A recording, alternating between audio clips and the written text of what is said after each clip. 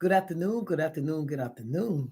Kiss up to God. To God be the glory for all the wonderful works that He does.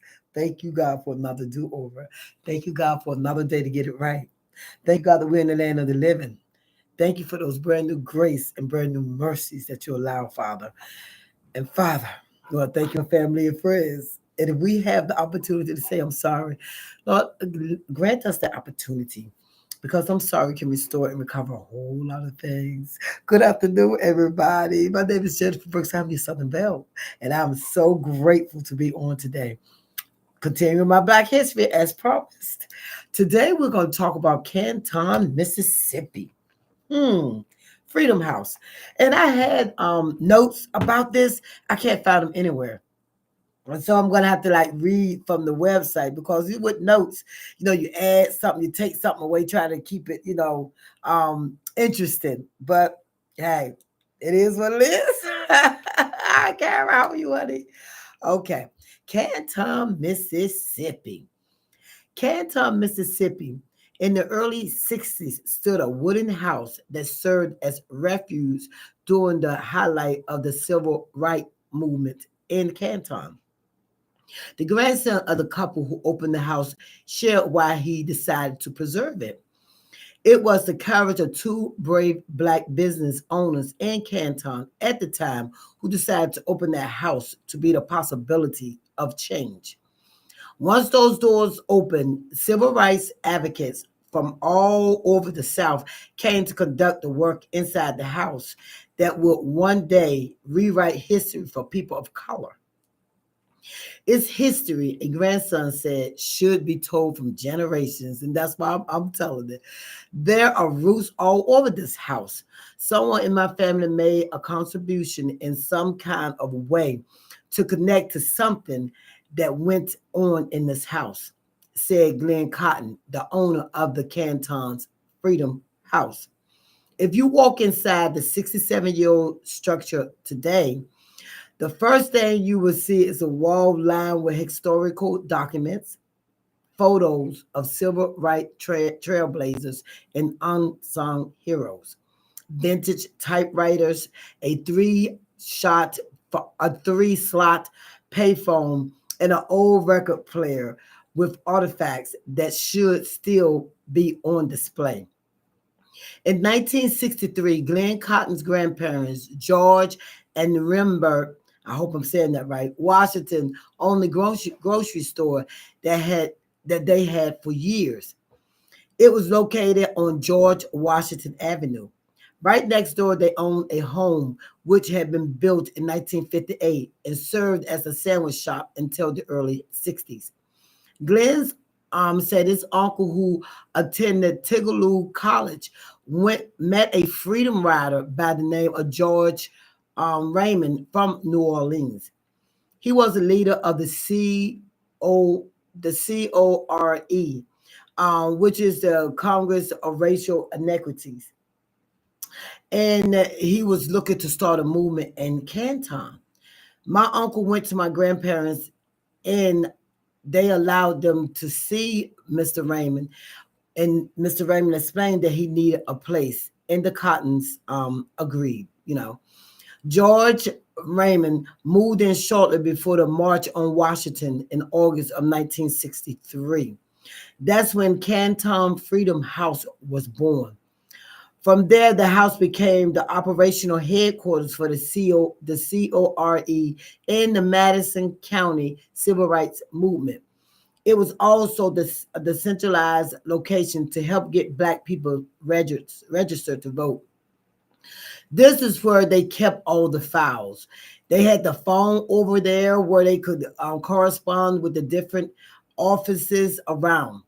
This house started off as a CORE house, but at some point in the early part of the movement, it transferred over and it was called the COF house too, because the SNCC and others joined forces together.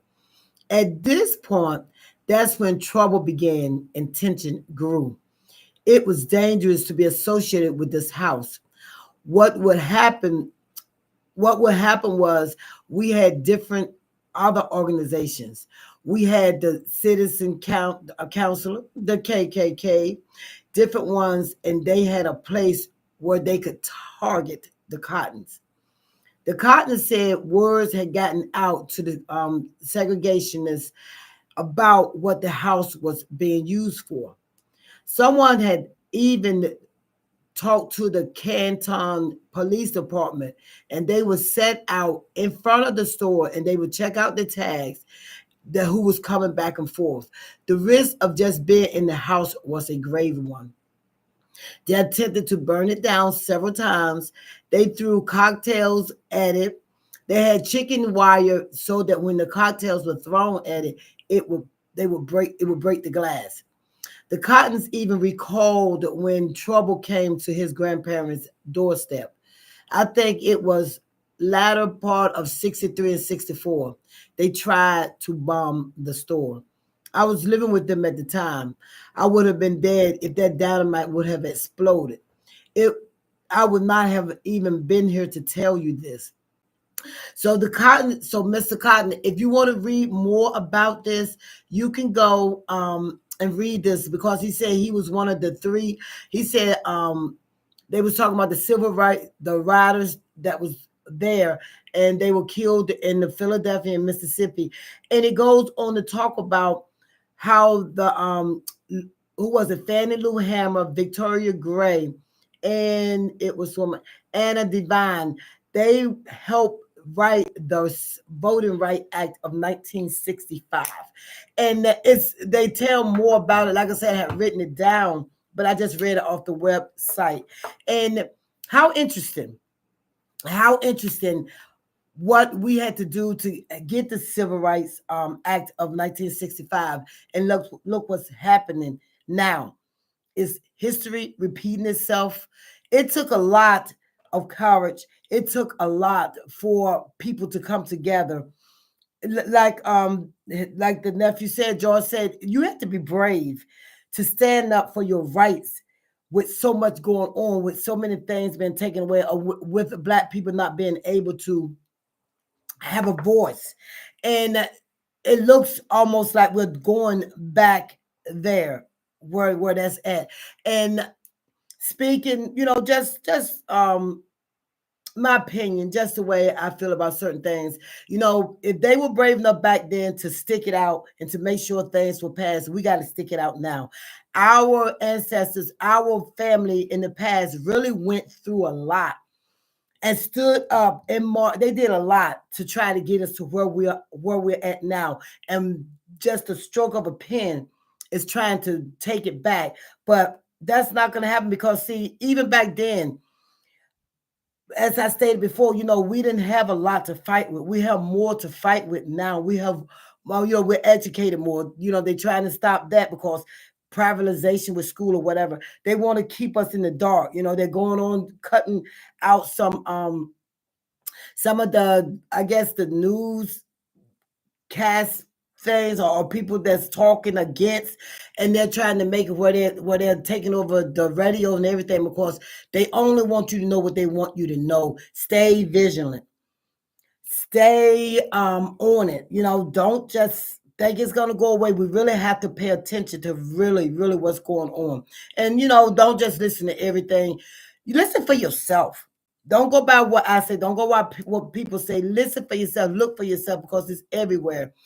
And we just gotta stay on this, and we gotta like come together and stay together as a people and just stay strong and know that God is watching over everything that's going on, everything that's happened. We're chosen. We are here for a reason. We're not just here to go back. Okay, we're here to move forward.